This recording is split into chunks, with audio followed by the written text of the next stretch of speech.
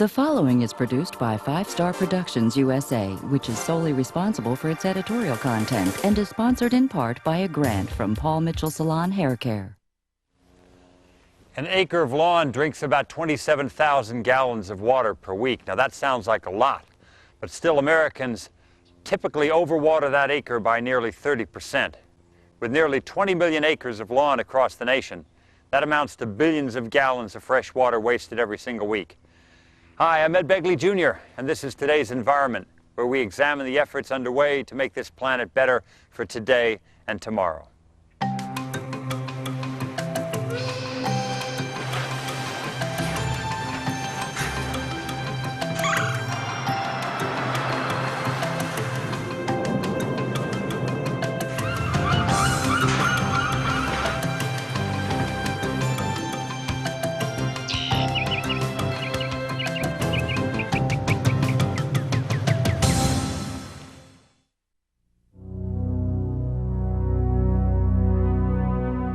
Remember how often your parents nagged you to turn the lights off when you left the room? Remember how often you listened? Me neither. I sometimes wondered why they couldn't invent lights that turned themselves off. And then I found out there were lights that could do that, and a lot more besides.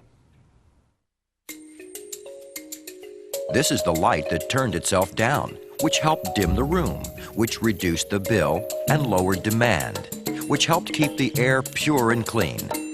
It's no nursery fable. There is a correlation between energy-efficient lighting and helping the environment. Using inefficient lighting or leaving a light burning overnight may not seem like such a consequential act, but multiply that act over and over throughout the United States, and the amount of wasted electricity and pollution we're generating really starts to add up.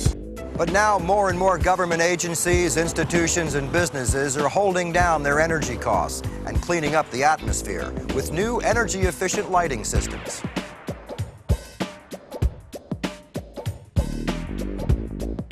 This 1,200,000 square foot government facility in Maryland, for example, recently replaced all of its old fluorescent, incandescent, and mercury vapor lighting fixtures with a new HID energy-efficient system from Holophane Lighting. Now, this system features unique prismatic borosilicate glass reflectors and refractors to direct the light where it's needed. Specially designed ballasts that are high efficiency and low on energy consumption, and an automatic energy reduction system that cuts the lighting output from full power to half power when the space is unoccupied. In many cases, prismatic glass systems like this one can use 20 to 30% fewer fixtures to deliver the same amount of light. Computer-aided lighting analysis software is used to make sure that the right fixture for the right job will be installed in the right space. But first, a thorough survey of the building is usually conducted, and a financial comparison is made between long-term savings and initial costs. For a qualified candidate, the potential benefits are enormous. By simply upgrading its lighting, this facility received a rebate from Baltimore Gas and Electric that amounted to 40% of the cost of the project. That's good news for the bottom line, and for the environment as well.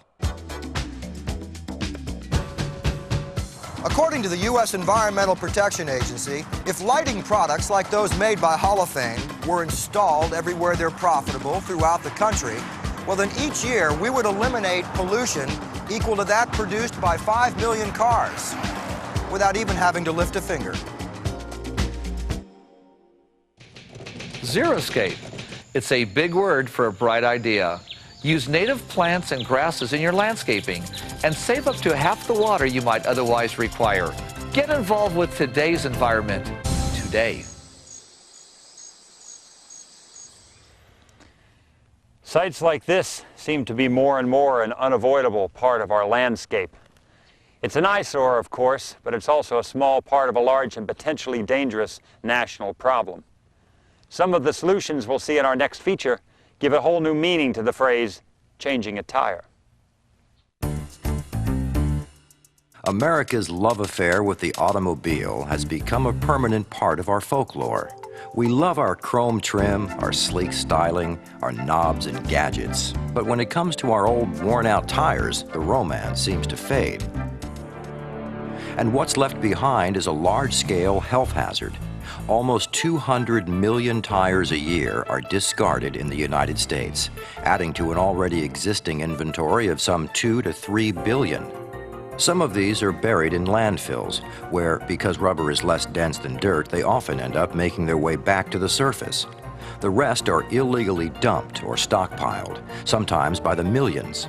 They don't decompose, but they can form a breeding ground for encephalitis-spreading mosquitoes, and they can catch fire. When that happens, the environment and the health of nearby residents can be put at extreme risk. These fires fill the air with noxious smoke and can leach oil and toxic chemicals into the ground. One possible solution is to put the old tires to new uses. The idea of reusing tires has been around for years, but early products using recycled rubber were of poor quality, had low commercial value, and didn't make a noticeable dent in the nation's ever-swelling tire surplus. Some emerging technologies, however, have people in government and industry taking a second look at second-hand tire products. For the past several years, the Department of Energy has been working with industry on ways to mix scrap rubber with plastics and new rubber. We've come up with a process we call surface modification. It not only finds a use for scrap tires, it also produces plastic and rubber products with much less energy. In fact, our engineers estimate we can save the country the equivalent of 65 million barrels of oil each year. For example, at Composite Particles Incorporated, this ground rubber is chemically treated to change the surface of the rubber particles to enable them to mix and bond better with other polymers. Old tires treated in this manner have already been used to make wheels for industrial uses, and wheelchairs, soles of shoes, industrial coatings, even under the rug. The beauty of this new technology is that it produces so many benefits, not only for energy savings, but also good products for the consumer, new jobs for the economy, and a very positive way to reduce environmental pollution. The new generation of end products made with recycled tire rubber is far superior to earlier offerings, and the availability of raw materials is practically inexhaustible. Turning hazardous waste materials into a series of useful products, it's almost the environmental equivalent of beating swords into plowshares. True or false, water pollution is a recent phenomenon. The answer may surprise you, plus an update on leaky underground tanks, next on Today's Environment.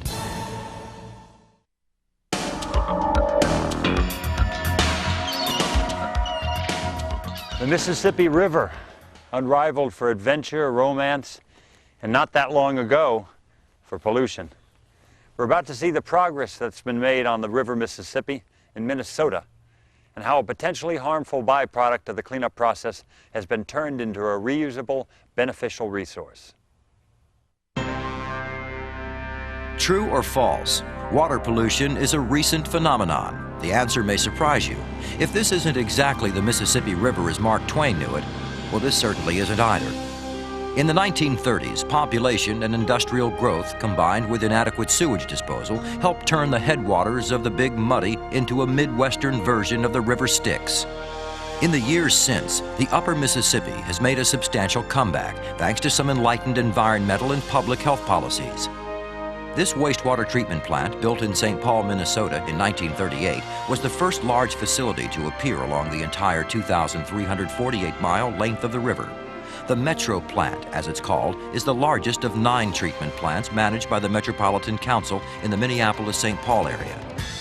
The plant has been continually updated and expanded and can now treat up to 250 million gallons of wastewater a day, removing inorganic solids in primary settling tanks and reducing organic matter through an activated sludge treatment process before clean water is returned to the river. But returning clean water to the river is only part of the story. Finding beneficial uses for the remaining sludge is perhaps the greatest challenge. Instead of burying it and taking up precious landfill space, the Metropolitan Council has explored a couple of different ways to turn a potential headache into a sizable opportunity. Each day at the Metro plant, 700 tons of sludge are burned and reduced to 60 tons of ash. The sewage sludge incinerators are equipped with scrubbers which meet stringent air quality standards. Most of the ash is recycled to make cement and other building materials. Some of the ash is made into an environmentally friendly soil amendment used on local farms. Waste heat from incineration is recovered and used in many ways. This saves millions of dollars on fuel costs and has earned a National Environmental Award. At other facilities, the sewage sludge is processed into biosolids and applied directly to the land. Tests conducted by the University of Minnesota over the past 20 years show that crops fertilized with biosolids grow as well or better than those treated with commercial fertilizers. By aggressively seeking ways to recycle and reuse residual solids, the Metropolitan Council has helped make the Upper Mississippi a recreational attraction once again. But much more remains to be done to make the Mississippi a place where modern-day Huck Finns can safely eat all the fish they catch. The Council works closely with industries and homeowners to prevent pollution and conserve resources. But without continued public commitment, even the most innovative water quality improvement programs will just be washed away. What goes up must come down. Helium balloons released into the air can choke whales, turtles, and other sea creatures. Hold on to that beautiful balloon and get involved with today's environment today.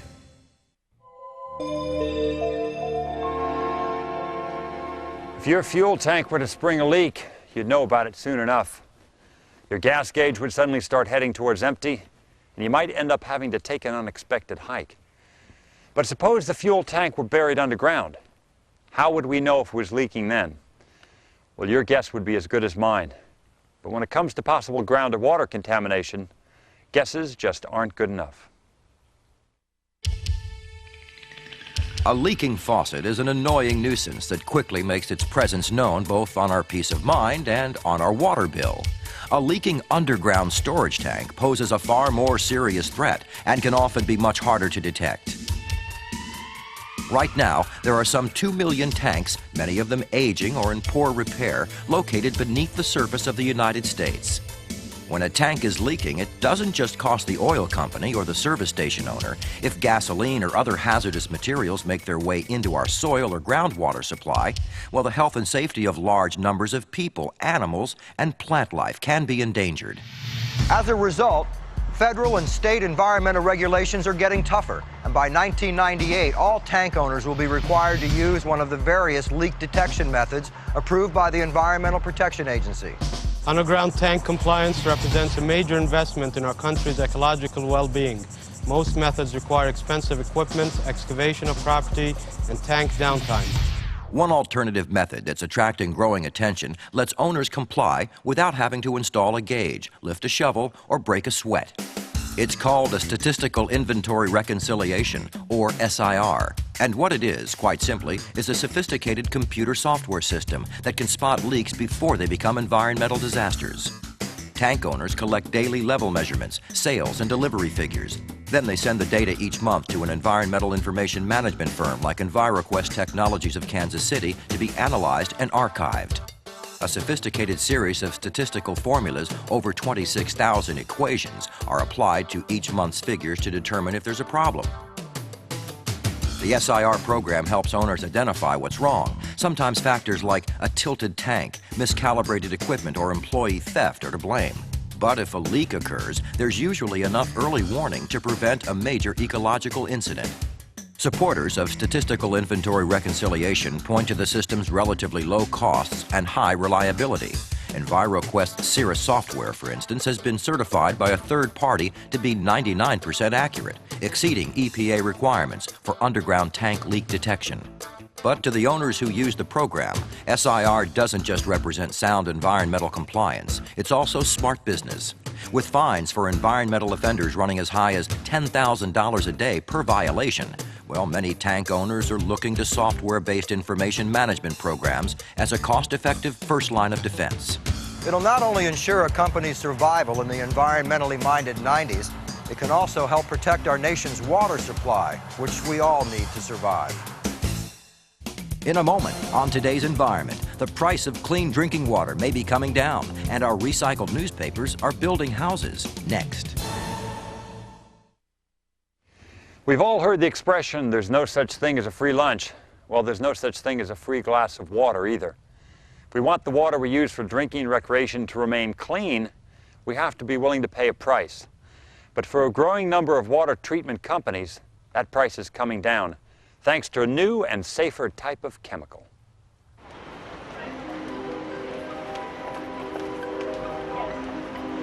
Much of modern life consists of trade-offs and compromises. We no longer have to live near our workplace, but the price we pay is increased traffic, air pollution, and dependence on foreign oil. The same principle applies when it comes to keeping our waterways and drinking water safe and clean. It's not simply a matter of in goes the bad water, out comes the good. The treatment process involves the use of chemicals which can cause as well as solve problems. Commonly used chemicals such as aluminum sulfate or alum do an adequate job of removing most harmful materials from the water. But unless treated, unwanted residual aluminums may end up in our water supply. Naturally, this adds to the cost of the treatment operation. These metal salts can also contribute to corrosion in the pipes that distribute water away from the plant. But most serious of all, when water is treated with these substances, a leftover semi-solid mass called sludge is created. The sludge must then be disposed of, usually by being buried in landfills, exacting a high cost both economically and environmentally. That's the trade-off for clean water. But some trade-offs are better bargains than others. A new class of chemicals called polyaluminum chlorides is winning wide acceptance as a replacement for traditional metal salts. A leading manufacturer of the chemicals, Summit Research Labs, has been certified by both the Federal Drug Administration and the National Sanitation Foundation, and was the first company to obtain NSF certification for aluminum chlorhydrate as a drinking water additive. According to company officials, Summit uses only high-purity virgin raw materials, virtually 100% pure aluminum and food-grade muriatic acid. The resulting polyaluminum chlorides leave far fewer residual metals and require less caustics to restore pH balance. A little of the substance goes a long way. You get the same finished water quality as you do with larger amounts of metal salts. Best of all, the use of polyaluminum chlorides results in significantly less sludge. A treatment facility in Mesa, Arizona, for instance, recently reported an 80% reduction. Polyaluminum chlorides are versatile, performing over a wide range of temperature and pH levels. A manufacturer such as Summit, with PhD chemists and engineers on staff, can take water samples from an individual treatment plant, analyze them thoroughly, and custom tailor a product that will best meet that facility's particular needs. For water treatment companies, the advantages of polyaluminum chlorides are numerous: the same or better quality, and a good deal less sludge to have to transport and dispose of. And for consumers, the benefits are twofold: purer water and a better environment.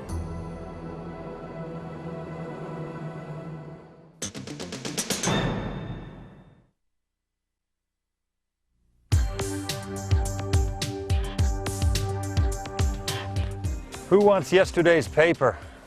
Sure, there's some things you can do with a publication that's become old hat, such as making an old hat, wrapping a fish, or training a dog. But did you know you can also use it to build a house? As our next feature demonstrates, old news can be good news. Welcome to the forest of the future. No self-respecting bird would call it home, but for many architects, building contractors, and do-it-yourselfers, it's the greatest thing to come along since the tree. You know, one of the most persistent criticisms about newspaper recycling has been that many of the end uses just don't justify the expenses involved. But as manufacturers find new and ingenious uses for old newspapers, many a one-time critic is becoming a convert. At this Louisiana Pacific plant, for instance, paper fibers are combined with gypsum to create a new construction material for indoor or outdoor use called FiberBond. This novel use of recycled newspapers would rate high marks for good intentions, but little in the way of sales, unless it were shown to be equal to or better than the traditional building panels they're replacing. So far, the alternative panels are more than holding their own. They're much stronger than conventional wallboard and stand up to heavy use. So they're ideal for buildings like this high school in Connecticut. They also provide more soundproofing and fire resistance than regular wallboard. Thinner panels are also used as underlayment, a base for linoleum, vinyl tile, or other floor coverings. And it doesn't swell at the edges, even when moisture is high. Panels used for exterior sheathing are specially treated to be water resistant. With no paper or fiberglass faces or backing, their surface is far less likely to split. And because they're equally strong in all directions, they can be used both horizontally and vertically. So why haven't products like Louisiana Pacific's fiber bond rendered conventional wallboard and plywood obsolete? Well, simple. For some uses, wood is still the right choice. Plus, builders and consumers often need to overcome an initial reluctance to try something new. In the case of construction panels, that resistance may soon give way. With wood so high in demand, in short supply, and unstable in price, well, the alternatives are starting to look more attractive. And recycled newspapers are a practically perfect substitute. For the home builder, it's like discovering a whole new species of wood with all the disadvantages engineered out of it. For the homeowner, it's the security of knowing that extra comfort and safety has been built in. And for our endangered old-growth forests, it's like getting a much-needed breathing spell, and perhaps, one day, a reprieve. Every year, people try to build a better mousetrap with chemicals. We'd all be better off if they didn't. Before pesticides, farmers lost about 30% of their crops to pests. Now, millions of gallons of pesticides later, farmers still lose the same amount. Only now, the groundwater in 38 states has been fouled. Try natural methods for pest control. If you have mice, get a cat. Hope this show inspires you to get involved with your planet. Join us next time when we explore more environmental solutions on Today's Environment.